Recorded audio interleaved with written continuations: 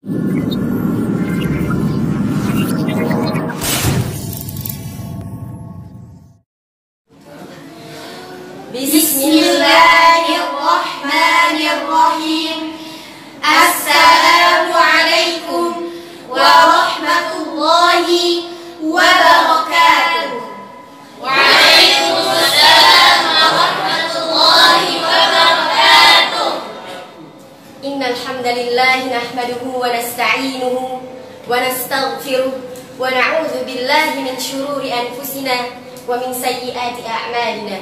Man yahdihillahu fala mudilla lahu wa man yudlilhu fala hadiya lahu. Asyhadu an la ilaha illallah wa asyhadu anna Muhammadan abduhu wa rasuluhu wa la nabiyya ba'dah. Amma ba'd. We would like to thank to Allah subhanahu wa ta'ala, the God Almighty, for giving us health and happiness so that we can hear together in Muhadara Akbar in good condition. And don't forget to deliver salawat and salam to Prophet Muhammad Sallallahu alaihi wasallam, who brought us from the darkness to the lightness of Islam.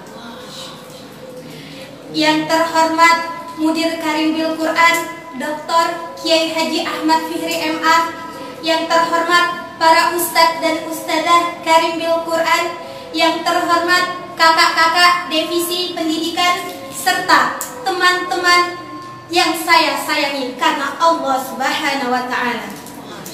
Dalam kesempatan Muhadara Akbar kali ini, kami akan menyampaikan pidato yang berjudul Birrul Walidain, Devotion to both parents. Birrul Walidain huwa al-ihsan ilayhima wa ta'atihima wa fi'lul khairati lahuma. وقد جعل الله للوالدين منزلة عظيمة لا تعد لها منزلة وقد جعل الله برهما والإحسان إليهما فرض عظيم وذكره بعد الأمر بعبادته وقال تعالى في كتابه الكريم أعوذ بالله من الشيطان الرجيم وقضى ربك ألا تعبدوا إلا إياه وبالوالدين إحسانا وقال تعالى واعبدوا الله ولا تشركوا به شيئا وبالوالدين إحسانا. Begitu penting peran orang tua dalam kehidupan kita. Seorang ibu dan tidak terkuat kecuali seorang ayah. Ayah adalah tombak dasar bagi masa depan anak. Umar bin Khattab, Amirul Mukminin berkata, ada 3 hak anak terhadap ayahnya. Yang pertama, hendaknya ayah memilihkan seorang ibu yang baik untuk anaknya. Yang kedua, hendaknya ayah memberikan nama yang baik untuk anaknya. Yang ketiga, hendaknya ayah mengajarkan anaknya dalam menghafal Al-Quran walaupun 1 ayat. Hadirin wal hadirat rahimakumullah ta'ala. Mari kita lihat kisah Nabi Ismail alaihi salam. Suatu ketika Nabi Ibrahim alaihissalam datang menemui Nabi Ismail alaihissalam. Kemudian Nabi Ibrahim meminta permintaan yang aneh dan menakjubkan.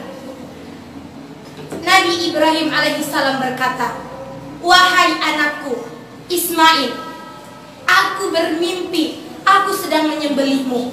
Tolong fikirkanlah pendapatmu. Kemudian Nabi Ismail alaihissalam atas ketaatannya kepada kedua orang tuanya, terutama kepada ayahnya, ia mengiyakan permintaan ayahnya tersebut dan ridho atas ketentuan Allah Subhanahu wa Ta'ala. Kemudian Nabi Ismail alaihissalam berkata, wahai ayahku, lakukanlah apa yang Allah perintahkan kepadamu. Niscaya engkau akan mendapatiku termasuk orang-orang yang bersabar. Ayyuhal hadirun, وهكذا كان إسماعيل برا بأبيه مطيعا له فيما أمره الله به فلما أمسك إبراهيم السكين وأراد أن يذبح ولده كما أمره الله به جاء الفرج من الله سبحانه وتعالى فأنزل الله ملكا من السماء ومعه كبش عظيم فداء لإسماعيل وقال تعالى وفدينا بذبح عظيم. Ladies and gentlemen, we have to know that filial piety has a great virtue and great reward from Allah subhanahu wa ta'ala. And Allah has made devotion to both parents as the best deed that Allah loves. Ibnu Abbas said, I questioned to Rasulullah sallallahu alaihi wasallam, which deed is the most loved in sight of Allah? Rasulullah sallallahu alaihi wasallam said, pray on time. And then I asked him again, what's next? Goodness toward parents. And then I asked him again, what's next? Jihad in the way of Allah. Hadirin wal hadirat rahimakumullahu ta'ala.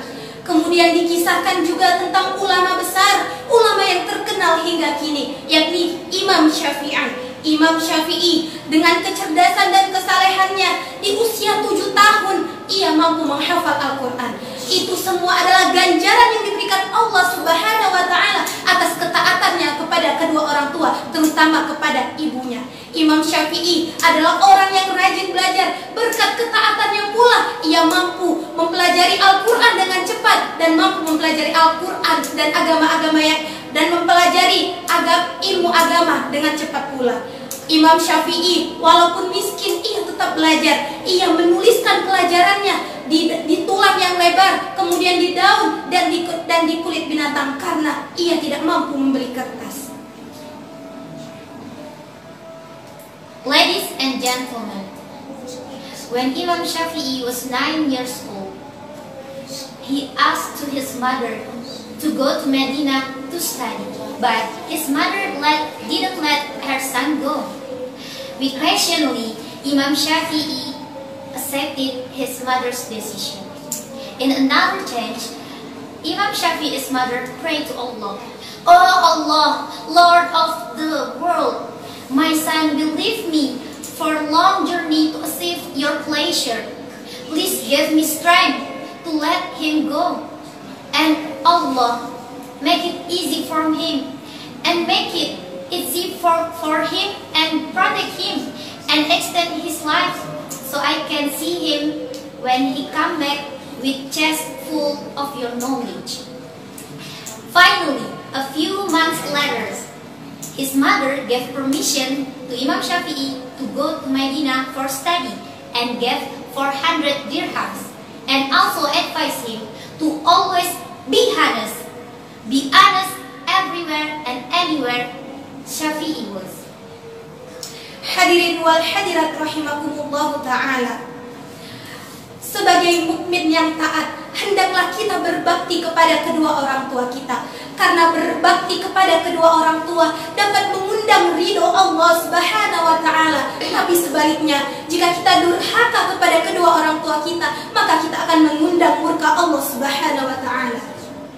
وحث الله على الإكثار من الدعاء للوالدين في معظم الأوقات وقال تعالى رب اغفر لي ولوالدي وللمؤمنين يوم يقوم الحساب وقال تعالى رب اغفر لي ولوالدي ولمن دخل بيتي مؤمنا وللمؤمنين والمؤمنات. Hereafter, that's all speech for tonight from us.